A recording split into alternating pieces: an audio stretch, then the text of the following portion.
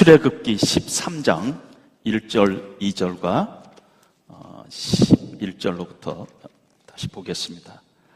출애굽기 13장 1절 2절 11절로부터 13절까지 제가 대표로 봉독하겠습니다.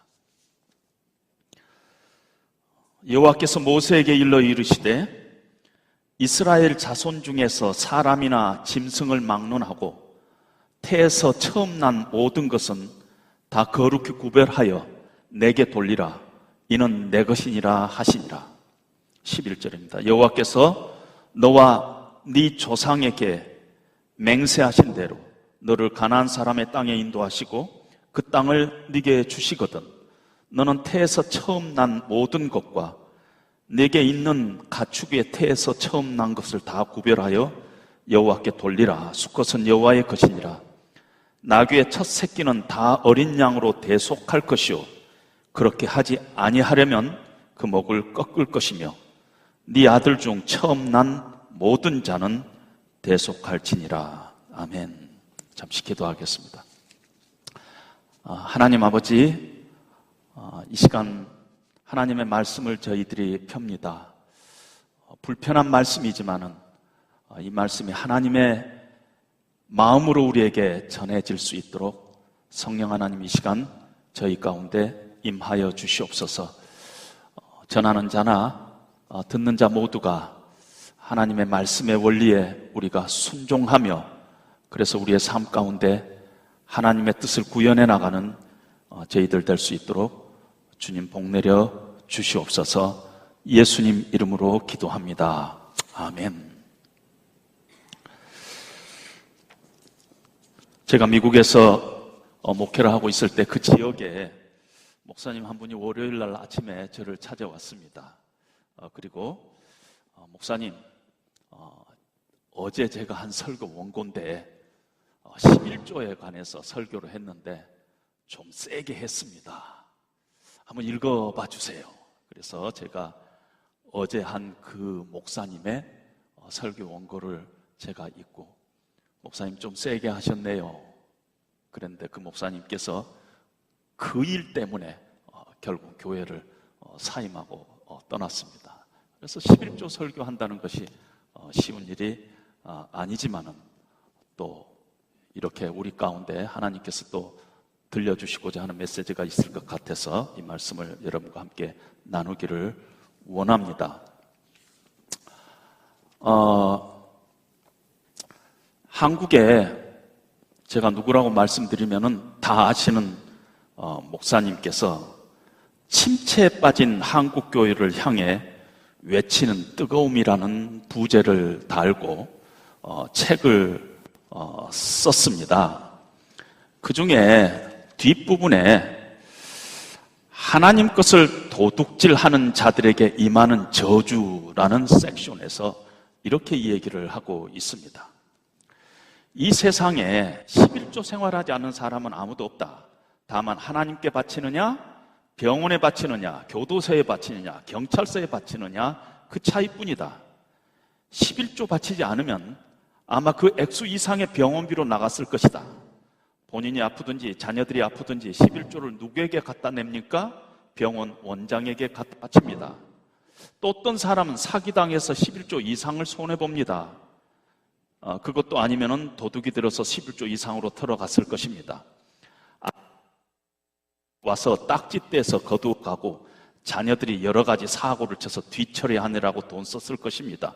누구나 11조를 다 바칩니다. 하나님께 바치는 대신 세상에 바쳤습니다. 성경에 있는 말씀입니다. 11조 바치지 않는 사람은 도둑놈이기 때문에 하나님이 다른 것을 통해서 거두어 가십니다.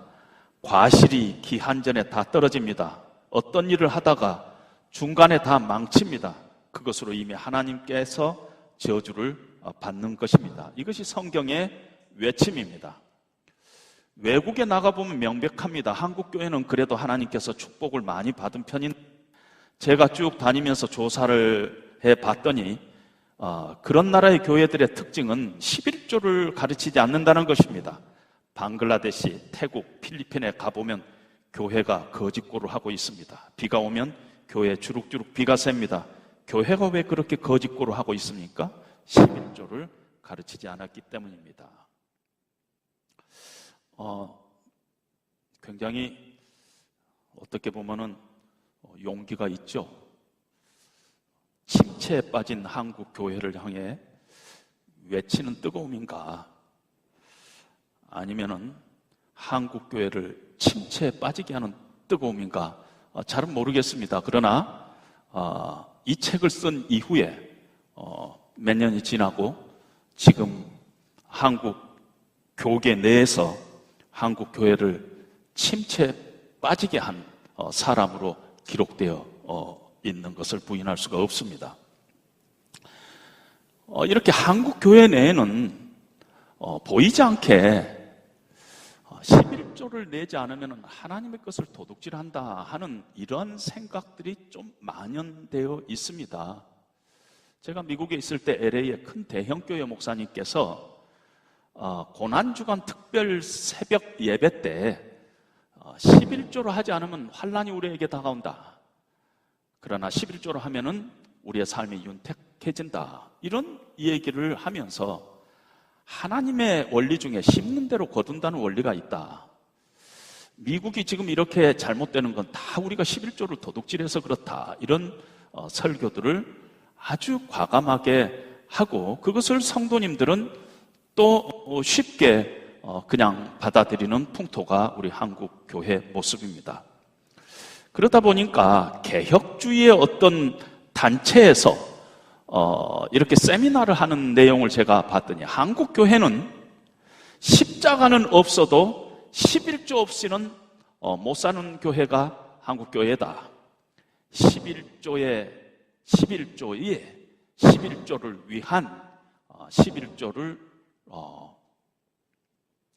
위한 그런 교회가 한국 교회다. 그래서 한국 교회의 11조는 우상이다. 이렇게 표현을 하고 있습니다. 이렇게 어떤 면에서 극단적인 생각들이 왔다 갔다 하고 있습니다. 11조는 성경에 있는 말씀입니다. 아브라함이 멜기세덱에게 11조를 드렸다는 얘기가 창세기에 나오고 있고요. 야곱이 꿈에 사닥다리 환상을 보고 아침에 그곳에 돌기둥을 세우고 이제 하나님께서 주신 모든 것 중에 10분의 1을 내가 하나님 앞에 드리겠다고 서원하고 그 자리를 베델이라고 이름 지었던 것도 우리는 기억하고 있습니다. 레위기에 보면 하나님께서 직접적으로 막대기를 세워놓고 10번째 것은 여호와의 것이라 이렇게 말씀하고 있고요. 신명기 14장 22절에 보면 너는 마땅히 매년 토지소산에 11조를 드려라 하고 얘기를 하고 있습니다. 신약에 들어와서 바울 서신에 보면은 연보를 이야기하고 있는데 헌신된 삶의 중요한 것으로 연보를 이야기하고 있습니다. 연보 속에는 명백하지 않지만은 11조의 정신이 들어 있습니다. 그걸 부인할 수가 없습니다. 매주일 첫날에 너희 각 사람이 일을 얻는 대로 저축하여 두어서 내가 갈 때 연보를 하지 않게 하라. 연보를 하는데 갈 때 급하게 하지 말고 미리 준비되지 않는 마음으로 하지 말고 준비해서 너희 삶 가운데 이익을 얻는 것 중에서 일부를 그에 따라서 저축해 두었다가 11조를 연보를 하라. 이런 말씀이 신약에도 있습니다. 따라서 헌금이라든가 개념은 사람이 만들어낸 개념이 아닙니다. 교회가 돈이 필요하니까, 헌금이 필요하니까 11조라는 이런 개념을 만드는 것이 아닙니다. 따라서 이 한국 교회는 11조가 우상으로 되고 있다. 우상도 또한 아닙니다. 헌금의 원리 중에 11조의 원리가 있다는 것입니다. 오늘 메시지의 결론적으로 이 얘기하면은 11조가 형식적으로는 절대적이지 않아요. 우리가 11조로 하든지 21조로 하든지 31조로 하든지 5일조로 하든지 그거는 우리의 믿음대로 할 수 있어요. 그러나 그 정신은 아직도 유효하다. 이렇게 결론을 내릴 수가 있습니다. 일반적인 원칙 두 가지를 이야기하고 오늘 본문에서 세 가지 원칙을 제가 얘기를 하고 싶습니다. 우리가 헌금을 이야기할 때 헌금은 헌 플러스 금입니다. 헌은 드리다는 것이고 드린다 할 때 마음을 함께 해서 드린다는 그 내용이 이 안에 있습니다. 금은 돈입니다. 그래서 헌금이라는 것은 마음으로 하나님 앞에 드리는 것입니다. 마음이 없이 드리는 금은 헌금이 아닙니다. 어떤 면에서 헌이 금보다 훨씬 중요하다, 이렇게 이야기할 수가 있습니다.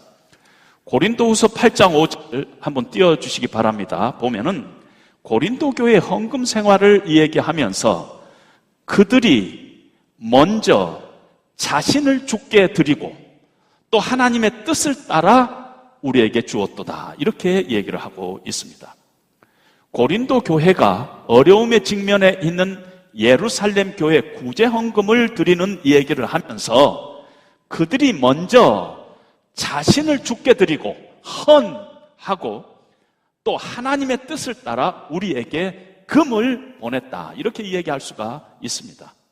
헌이 먼저 있었고 금이 그 다음에 따라왔습니다. 따라서 헌금의 원칙 중에서 중요한 원칙이 하나가 마음이 중요하다는 것입니다. 마음 없이 드리는 헌금은 헌금이 아니다, 그렇게 얘기할 수가 있습니다. 우리나라 초대교회에 한 지금으로부터 100년 전에 보면은 날연보라는 게 있었어요. 날연보라는 게 있었는데 시골교회가 헌금하듯이 날을 헌금했습니다. 기도하면서 헌금 주머니에 작정해서 써 넣었습니다. 2019년도 내가 하나님 앞에 10일을 날 헌금으로 하나님 앞에 드리겠다고 이렇게 이 헌금을 했고, 그 다음 주일에 목사님께서 전 교인들의 날 헌금을 다 모아가지고 2019년도에 우리 교회는 날 헌금을 200일 날 헌금을 했습니다, 이렇게 발표를 합니다. 그 날수만큼, 내가 작정한 날수만큼 주님의 일을 감당하겠다는 것이에요. 교회를 위해서 몸으로 시간으로 청소하면서 그렇게 내 몸으로 내 시간으로 하나님 앞에 헌금하겠다는 것입니다. 그 당시는 농사를 지어가지고 가을 추수 전까지는 돈이 없었어요. 그래서 매주 헌금을 한다든가 매달 이렇게 헌금을 하기가 쉽지 않았어요. 그래서 성도들이 날 헌금을 한 것입니다. 내 몸을, 내 시간을 하나님께 드리겠습니다. 이 얼마나 아름다운 한국교회의 모습인가 모른다는 것입니다. 마음이 중요해요. 예수님께서도 과부가 헌금한 동전 2렙돈을 아주 칭찬했어요. 과부의 그 마음을 보시고 예수님께서 칭찬한 것입니다. 따라서 헌금에서 중요한 것이 먼저 마음이 우리에게 중요하다 하는 것입니다. 두 번째로는 드린 자의 삶의 내용이 중요해요. 헌금 액수라든가 헌금 그 자체보다는 드리고 있는 자의 삶의 내용이 중요합니다. 사기쳐서 벌어가지고 헌금을 100만 원 해봤자 하나님께서 기뻐하지 않는다는 것입니다. 또한 드리는 자의 삶이 어떠한 마음 자세로 지금 하나님 앞에 드리느냐, 정말 기쁨으로 감사해서 하나님의 은혜가 너무너무 감사해서 그 하나님을 사랑하는 마음으로 지금 헌금을 하고 있느냐, 아니면은 헌금을 어떤 자랑으로, 체면으로, 이거 혹시 안 했다가 큰일 날까 싶어서 이렇게 지금 하고 있느냐, 드린 자의 삶의 내용이 굉장히 중요하다는 것입니다. 우리가 지역교회를 통해서 헌금을 하지만은 이게 하나님께 드리는 신앙 행위예요. 그래서 드리는 자의 삶의 내용이 같이 가야 하는 것입니다. 오래전에 제가 어느 목사님들 모임에서 패널을 하는데 그때 사회를 본 적이 있습니다. 그 모임은 특별하게 어려움 가운데 있는 목사님들이 함께 목회 현장에서 어려움들을 서로 나누고 함께 기도하고 함께 또 위로하는 그런 자리였습니다. 한참 서로 참 어려움을 나누고 서로를 위해서 기도하고 하나님의 은혜를 또 그 자리에서 나누고 있는데, 목사님들 모임에 장로님들이 우연히 한 몇 분이 참석을 했는데 갑자기 한 장로님이 저에게 허락도 받지 않고 지금 한참 패널이 진행되고 있는데 앞으로 탁 나오더니, 제가 일주일에 얼마씩 헌금한 줄 아십니까? 1년에 제가 우리 교회 헌금을 얼마 합니다. 제가 없으면 우리 교회 무너집니다 하면서 그 말하고 들어가더군요. 목사님들만 헌신한 줄 압니까? 장로님 나도 이 헌신합니다. 내가 얼마 헌금한 줄 아십니까? 하면서 그러고 들어갔습니다.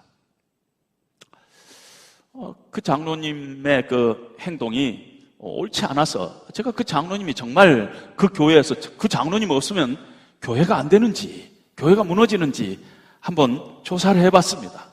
그 교회 다니는 분들에게 물어보기도 하고 했더니 장로님 때문에 교회가 무너지기 일보 직전이더군요. 그런 일들이 우리 가운데 있습니다. 그 장로님이 얼마를 헌금했든지 그 장로님이 그런 마음으로 헌금한 것은 결코 선하지 않아요. 어떤 면에서 악한 짓이라고 할 수 있어요. 삶의 내용과 함께 가지 않는 헌금은 하나님께서 기뻐 받으시지 않은 헌금이라는 것입니다. 오늘 본문을 우리가 보면은 초태생은 하나님 앞에 돌리라, 내 것이니라 하는 말씀으로 시작을 합니다. 모든 초태생, 처음 난 것, 사람이든 가축이든 바로의 장자든 맷돌 뒤에 있는 몸종의 장자든 하나님께 드려라, 이건 하나님의 것이다, 이렇게 얘기를 합니다. 그런데 오늘 본문이 있기 전에 성경은 어떤 내용이 있느냐면은 애굽의 하나님께서 10가지 재앙을 내립니다. 이스라엘 백성들을 애굽에서 출애굽하고자 하는데 바로가 놓아주지를 않는 것입니다. 마지막 10번째 재앙이 장자를 다 죽이는 재앙을 하나님께서 이렇게 10번째 재앙으로 합니다. 이스라엘 백성들도 10번째 마지막 재앙으로부터 면제되지 않았어요. 이스라엘 백성들도 죽을 수 있었어요.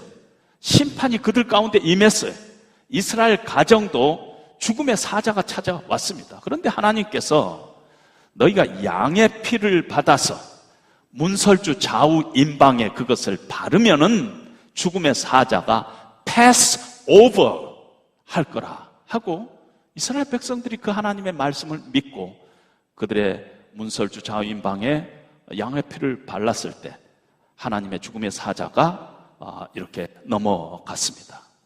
죽을 수밖에 없는 그 자리였어요. 이스라엘 백성들이 하나님의 은혜로 살아났어요. 그리고 430년의 긴 노예 생활을 청산하고 새로운 삶을 살아가게 됐습니다. 하나님께서 은혜로 그들을 구원해서 은혜로 가나안 땅에 집어넣어 주시고 그곳에서 어떻게 살아가야 할 것인가를 하나님께서 가르쳐 주는 그 부분이 바로 오늘 본문의 앞부분에 있는 것입니다. 이스라엘 백성이 하나님의 은혜로 구원받고 이제 하나님의 택한 백성이 됐어요. 이제 왜 이스라엘 백성들이 이 땅에 존재해야 되는가? 그 의미와 그 가치를 하나님께서 인식시켜주면서 하나님께서 말씀하시는 것이 오늘 본문의 내용이라는 것입니다. 처음 난 것들은 다 거룩하니 구별해서 내게 돌리라. 이는 내 것이니라. 따라서 오늘 이 11조의 개념 혹은 이 헌금의 개념이 바로 있기 전에 이 내용과 종합해서 봤을 때 헌금은 은혜 받은 자에게 주어지는 하나님의 특권이라는 것이, 우리가 하나님 앞에 드리는데 드림 그 자체가 물질이 되든 시간이 되든 은사가 되든 그것이 빼앗김이 아니라 손해보는 것이 아니라 은혜 받은 자들, 하나님의 은혜로 구원을 받고 은혜로 하나님의 백성이 되고 이제는 이 땅에서 어떻게 살아가야 될까? 그런 소명을 받은 자들이 하나님 앞에 드리는, 은혜 받는 자들의 특권이 하나님 앞에 드리는 행위라는 것입니다. 처음 난 모든 것은 내게 돌리라. 이는 내 것이니라. 이 말씀의 배경에 하나님의 은혜가 있다는 것입니다. 죽을 수밖에 없는, 망할 수밖에 없는, 아무 자격이 없는 이스라엘 백성들을 하나님께서 불쌍히 여기셔서 구원하시고 하나님의 거룩한 백성 삼으셨어요. 그래서 11조 이 얘기 바로 직전에 하나님의 은혜의 얘기가 있습니다. 따라서 헌금의 배후에는 바로 하나님의 은혜의 얘기가 있고, 따라서 우리가 드리는 헌금의 가장 중요한 원리가 은혜 받은 자들이 하나님 앞에 드리는 특권이다. 하나님 앞에 은혜 받은 자들에게 주신 하나님의 특권이 헌금의 정신이다. 그렇게 얘기할 수 있습니다. 하나님께서 뭐가 필요해서 우리에게 돈 주라 합니까? 처음 난 것은 모든 내 것이니라. 그 말 속에는 이제 너희가 구속받은 하나님의 백성으로서 구속의 그 은혜를 계속 누리고 살아야 되지 않느냐? 은혜 받은 자답게 하나님이 주시는 그 기쁨을 늘 계속 누리면서 살아야 되지 않겠느냐? 내가 너희를 어떻게 구원했는지, 너희가 어떤 상태에 있을 때 내가 은혜를 베풀었는지 잊지 말고 그 은혜를 늘 기억하고 누리고 살아야 된다. 그리고 그런 누림의 축복을 너희들이 받기를 원한다 하는 것이 초태생은 내게 돌리라 하는 말씀인 것입니다. 마게도니아 교회는 이런 은혜 가운데서 헌금 생활을 했습니다. 고린도 후서 8장 1절 한번 띄워주시기 바랍니다. 보면은, 형제들아, 하나님께서 마게도니아 교회들에게 주신 은혜를 우리가 너희에게 알리노니. 마게도니아 교회가 하나님의 은혜 가운데 있었다는 것입니다. 그리고 어떻게 그들이 헌금을 했느냐면은 고린도후서 8장 3, 4절에 보니까 사도 바울이 증언하는데, 내가 증언하노니 그들이 힘대로 할 뿐 아니라 힘에 지나도록 자원하여 이 은혜와 성도 섬기는 일에 참여했다. 이렇게 얘기를 하고 있습니다. 헌금을 하나님의 은혜로 보고 있어요. 성도 섬기는 일, 예루살렘 교회 구제 헌금을 보내는 그 일을 NIV 성경에서는 The privilege of sharing 이란 단어를 쓰고 있어요. 다른 성도를 섬기는 그 구제 헌금을 privilege라고 보고 있다는 것입니다.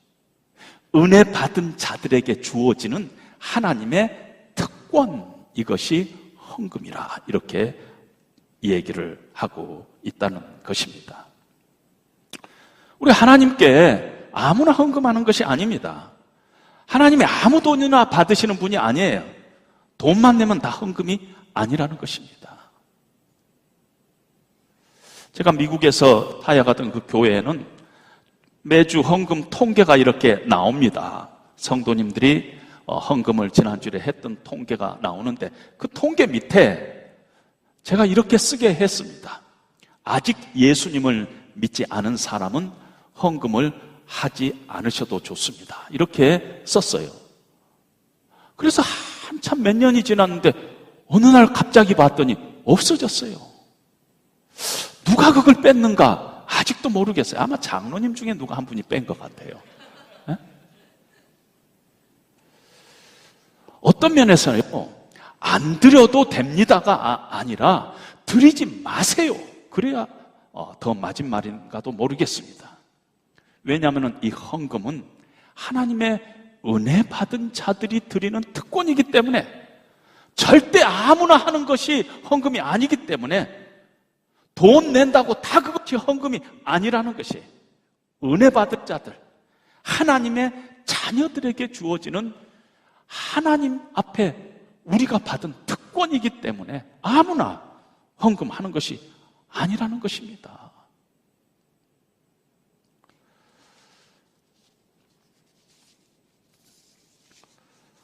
우리가 11조를 얘기할 때 말라기서를 자주 이렇게 인용하는 것을 듣습니다. 너희가 어찌 하나님의 것을 도적질하느냐? 만군의 여호와가 말하노라. 너희의 온전한 11조를 드려라. 그것으로 나를 시험하여 내가 하늘문을 열고 너희에게 복을 쌓을 곳이 없도록 붙지 아니하나 보라. 그랬습니까? 이 본문 말씀을 보면은 11조를 하면은 축복받는다. 하나님을 시험하러 보라.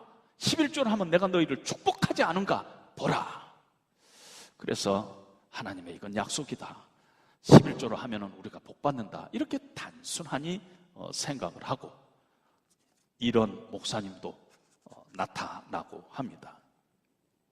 그런데 말라기 당시가 어떤 거냐면은 말라기 당시에 모든 이스라엘 백성들이 하나님의 은혜에서 떠났어요. 철저하게 악한 길을 가고 있었습니다. 거짓과 불의와 우상 숭배를 하고 있었습니다.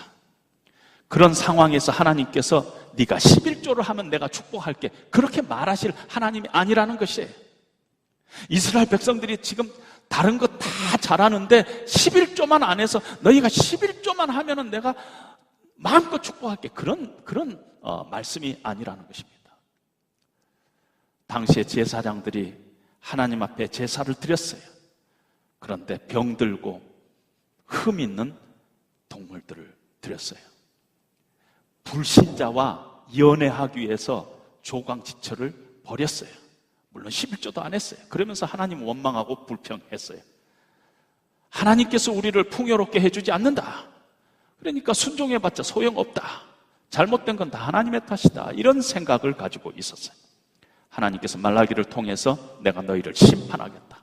그러나 너희가 정말 회개하고 돌아오면은, 너희가 온전한 마음으로 하나님 앞에 11조를 하면은 내가 다시 너희를 회복해가겠다. 이것이 하나님의 메시지라는 것입니다.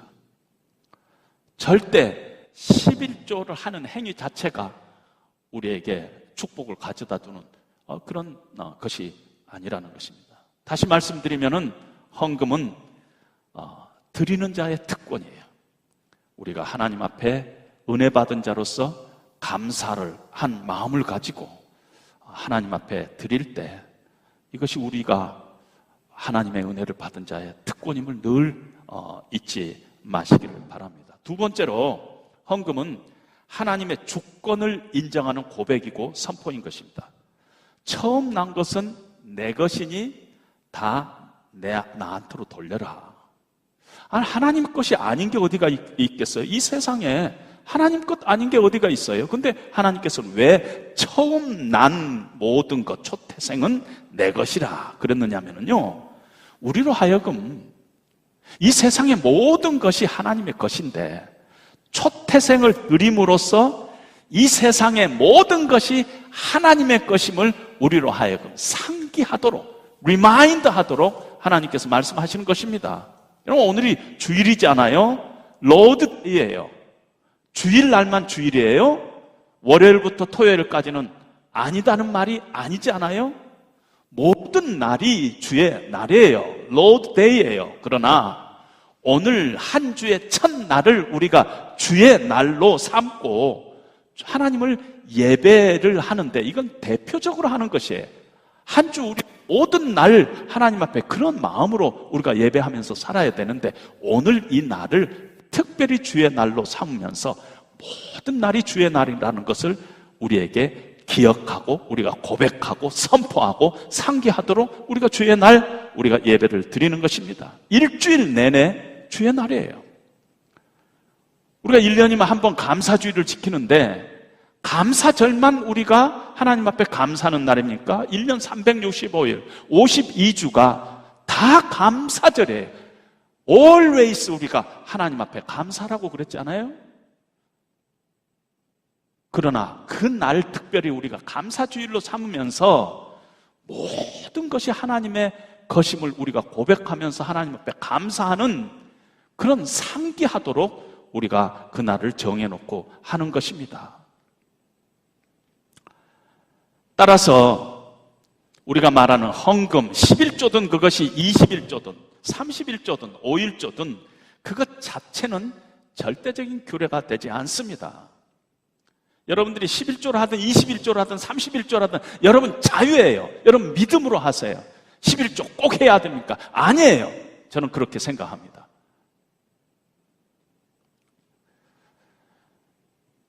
그러나 11조라는 이름으로 드리는 헌금 안에 있는 내용, 그 형식이 10의 1, 10분의 1이든지 20분의 1이든지 30분의 1이든지 5분의 1이든지 그건 몰라요. 그러나 내가 드리는 11조라는 이름으로 드리는 헌금으로 드리는 이 내용은 은혜 받은 자로서 하나님 앞에 감사하며 나에게 주시는 모든 것들이 하나님의 것임을 고백하며 선포하는 그런 의미에서 11조 헌금은 우리의 삶의 가이드라인이 될 수는 있다는 것입니다.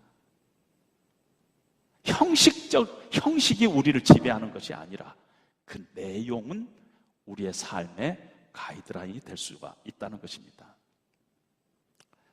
그런 의미에서 헌금은요, 그 안에 영적인 파워가 있습니다. 우리가 주님의 주님 되심을 고백하면서 로드십을 선포하고 고백하면서 내게 주신 모든 것이 하나님의 것이지만은 오늘 이 헌금을 통해서 나의 삶 전체를 하나님 앞에 드립니다 하면서 고백하는 신앙 행위 자체는 그 자체는 파워가 있다는 것입니다. 로마서 6장 13절에 보면은 너의 지체를 불의의 무기로 죄에게 내어주지 말고 오직 너희 자신을 죽은 자 가운데서 다시 살아난 자 같이 하나님께 드리며 너희 지체를 의의 무기로 하나님께 드리라. 그 다음에 한 단어가 한국 성경에는 빠져 있어요. 그리하면 죄가 너희를 주장하지 못하리라. 하나님께 드리면 죄가 너희를 주장하지 못하리라 하는 것입니다. 우리의 몸을, 우리의 시간을, 우리의 물질을 하나님의 은혜를 기억하면서 하나님께 감사하면서 하나님의 주권을 인정하면서 우리가 바른 자세로 하나님 앞에 드리면은 죄가 우리를 주장하지 못한다는 것이에요. 우리의 삶의 현장 속에, 우리의 관계 속에, 우리의 가정 속에, 우리의 생업 속에 죄가 우리를 주장하지 못한다는 것입니다. 따라서 헌금을 바로 드리는 행위는 하나님의 능력의 일부에 속한다는 것입니다. 하나님 앞에 헌금을 드릴 때마다 하나님의 주권을 선포하고 하나님의 은혜에 감격해서 드리는 그 행위는 철저하게 하나님의 능력이고 이 헌금 안에는 그럴 때 드리는 이 헌금 행위 자체에는 하나님께서 능력으로 우리 안에 함께 하신다는 것입니다. 오늘 우리가 읽은 본문에 특이한 부분이 한 군데 있어요. 13절에 보면은 나귀의 첫 새끼는 다 어린 양으로 대속할 것이요 그렇지 아니하려면 그 목을 꺾으라 이렇게 있습니다. 여러분, 나귀는 이스라엘 백성들에게 굉장히 유용한 재산이었어요. 타고 다니기도 하고 나귀를 데리고 일도 하기도 하고 어떤 면에서 굉장한 재산이었어요. 나귀를 대속한다는 것은 하나님의 주권을 인정하면서 하나님 앞에 드린다는 것입니다. 나귀를 대속하지 않으려거든 나귀의 목을 꺾으라는 것입니다. 대속하지 않으려거든 차라리 그 목을 꺾으라는 것입니다. 그것이 아무리 훌륭해도 아무리 나에게 필요한 것 같고 아무리 유용한 것 같더라도 그것이 물질이 되든 그것이 재능이 되든 그것이 건강이 되든 그것이 명예가 되든 그것이 어떤 학력이 되든 무엇이든지 내가 가진 것 가운데서 내가 자랑할 수 있는 것, 내가 좋다고 생각하는 것, 그것이 하나님의 주권을 인정하지 않으면은 그건 해롭다는 것이에요. 차라리 목을 꺾어버리는 게 낫다는 것입니다. 그런데 가만히 보면은요, 돈이 많아서 인생을 망치는 사람들이 있어요. 언제? 돈이 하나님의 주권 안에 있지 않으면은 그 돈이 나를 망하게 할 때가 있어요. 재능이 많아서 재능 때문에 하나님을 떠난 사람들이 있어요. 하나님의 주권을 인정하지 않은 자들이에요. 학식이 많아서 학식 때문에 하나님을 떠난 사람들은, 학식이 하나님의 주권에 있지 않기 때문에 그것이 나를 망하게 하는 것이 된다는 것입니다. 건강 때문에 하나님을 의지하지 않고 하나님을 믿지 않고 내 주먹을 믿어라, 내 힘을 믿어라 이렇게 됐을 때, 건강이 하나님의 주권 안에 있지 않으면은 건강 때문에 내가 망할 수 있다는 것이에요. 차라리 병들면, 차라리 가난했으면, 차라리 무식했으면, 차라리 실패했으면 하나님의 은혜를 붙잡고 살아갔을 텐데, 그러면 그것이 훨씬 영적으로 나을 텐데, 그러지 못하고 건강해가지고 이 건강 때문에 하나님 앞에 이 주권을 내드리지 못한다면 차라리 목을 꺾어버리라, 하나님께서 그렇게 충격적인 말씀을 하고 있다는 것입니다. 그것이 무엇이든지 어떤 것이든지 하나님의 주권 안에 있지 않으면 차라리 목을 꺾어버리는 것입니다. 당시 이스라엘 백성들의 얼마나 충격적인 말씀이겠어요. 가장 아끼든 애용하든 가장 유용한 나귀의 목을 꺾어라, 하나님 단호한 말씀인 것입니다. 하나님 주권 아래 있지 않으면 다 해롭다는 것이에요.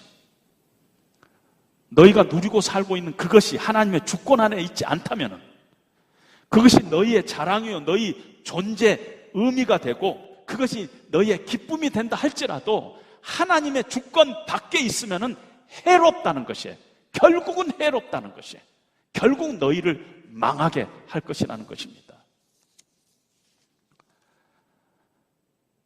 따라서 헌금은요, 하나님의 주권을 선포하는 행위예요. 그 고백을 담아서 우리가 헌금을 해야 합니다. 하나님, 이 세상에서 내가 누리고 살고 있는 모든 것들이 하나님의 것입니다.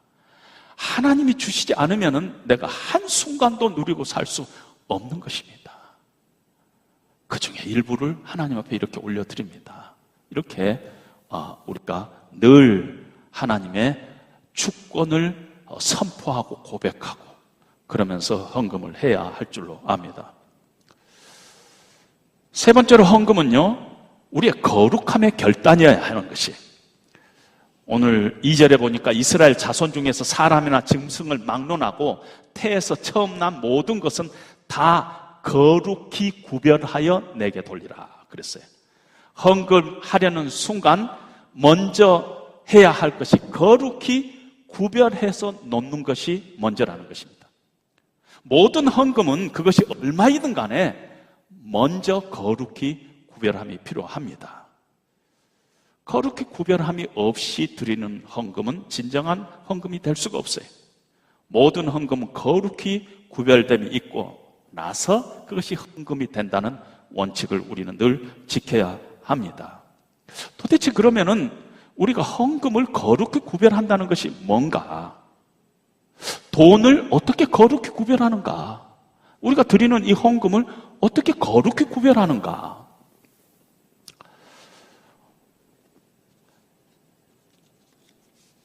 여러분, 북한을 자주 드나드는 사람들은요, 북한에 들어갈 때 중국 국경은행에 가가지고 중국 위안하든지 달러든지 새 돈으로 바꿔 갑니다. 자주 드나드는 사람. 왜 새 돈으로 바꾸고 가냐면은 북한에 가면은 돈이 조금 꼬꾸라지든지 약간 달러 같은 게 이렇게 자꾸 접다 보면 가운데가 약간 해지지 않아요? 안 받아요. 가게에서도 안 받을 뿐만 아니라 레스토랑에서도 안 받아요. 은행에서도 안 받아요.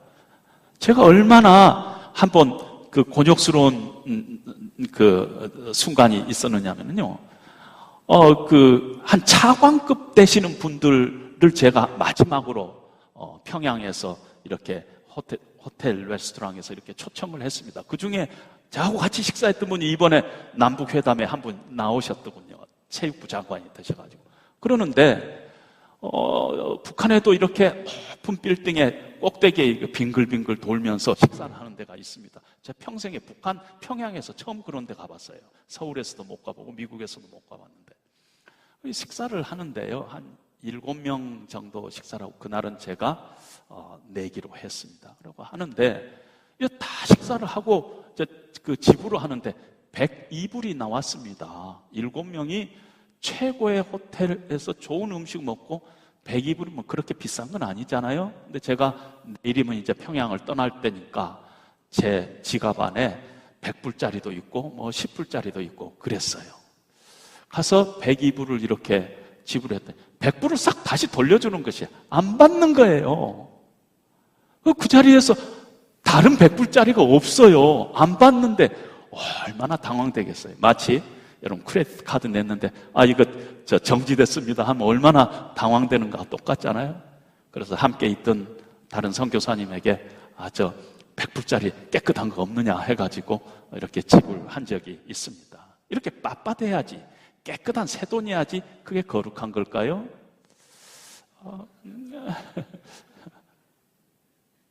우리 어렸을 때 그렇잖아요. 어머니가 교회 가려면은 이렇게 물 푹 품어가지고 다리미로 이렇게 데려가지고 거룩하게 구별해서 깨끗한 돈으로 이렇게 바친 기억이 납니다.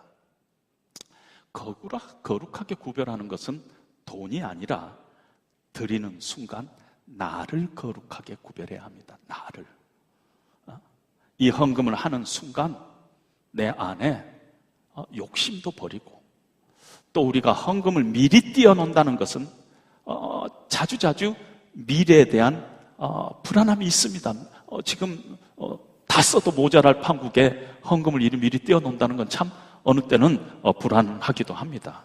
하나님을 의지하고 하나님을 바라보고 내 삶을 하나님께서 주장하심을 믿고 그런 결단을 가지고 하나님 앞에 이렇게 구별해서 내는 우리 자신이 거룩하게 구별해야 합니다. 거룩하게 구별을 할 때는 그 안에 희생이 따릅니다. 반드시 희생이 따르게 되어 있어요.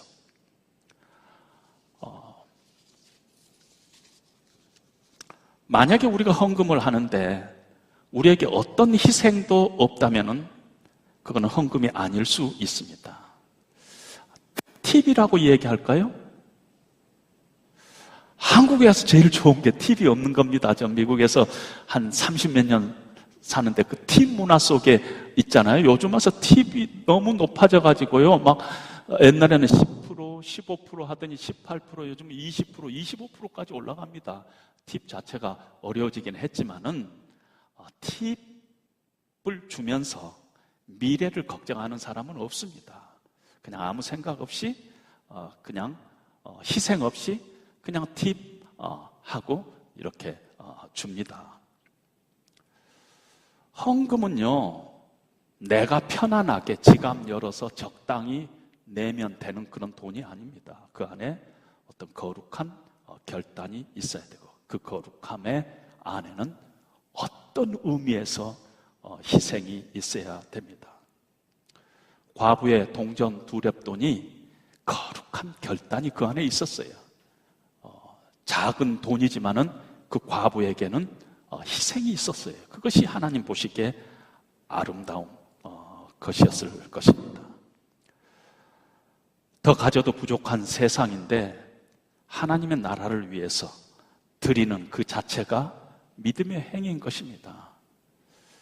여러분들이 어떤 구제단체에다가 매달 정해놓고 이렇게 헌금을 낼 때 거기에 희생이 없지 않잖아요? 쉬운 일이 아니잖아요. 그럼 모든 것에 희생이 다 따르게 되는 것입니다. 처음 난 것은 내 것이니라. 다 거룩히 구별하여 내게 돌리라. 이 말씀, 이 정신은 옛날 이스라엘 백성들에게뿐만 아니라 오늘을 사는 우리에게도 동일하게 하나님께서 주신 말씀인 것입니다. 하나님께서 가져가기 위해서 하는 것이 아닙니다. 내 삶 가운데 무엇을 뺏어가기 위해서 하나님께서 그렇게 하는 것이 아니라 하나님께서 우리의 삶을 더 풍성하게 하기 위해서, 우리의 삶을 더 아름답게 하기 위해서, 정말 은혜 받은 자들이 이 땅에서 어떻게 기쁨으로 감사로 살아갈 수 있을까? 하나님께서 그걸 밀어주시기 위해서, 내 삶의 모든 것들이 하나님의 것임을 고백하면서 믿음으로 응답하면서 이 땅에서 믿음으로 승리하게, 그 비밀을 우리에게 가르쳐 주기 위해서 하나님께서는 헌금 얘기를 하고 계시지, 하나님이 무슨 우리의 돈이 필요한 것은 아니라는 것입니다. 우리가요, 우리 예수 믿는 사람들이 다 초태생이죠. 그렇죠? 다 초태생이죠. 우리도 다른 사람과 동일한 하나님의 심판을 받을 수밖에 없었는데, 하나님의 은혜로 우리가 구원받고 하나님의 백성이 됐습니다. 우리를 위해서 예수님께서 십자가에 살찢겨 피 흘려 돌아가시는 엄청난 대가를 하나님께서 지불하시고 우리를 초태생으로 삼으셨습니다.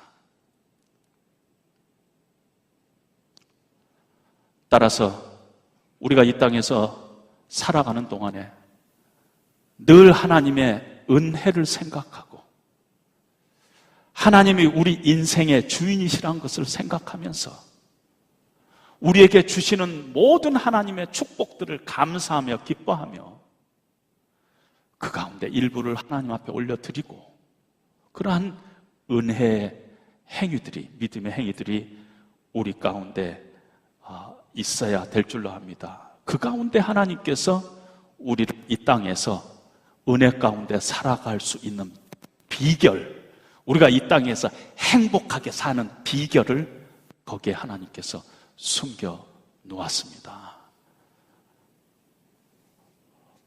헌금이 우리의 불편함의 내용이 아니라, 헌금을 우리가 바른 정신을 가지고 할 때 이것이 얼마나 우리에게 특권이요, 감사요, 기쁨이요, 행복인가를 여러분들 삶 속에서 늘 깨달아가는 그런 귀한 결단들이 있기를 주님의 이름으로 축원합니다. 우리 다 같이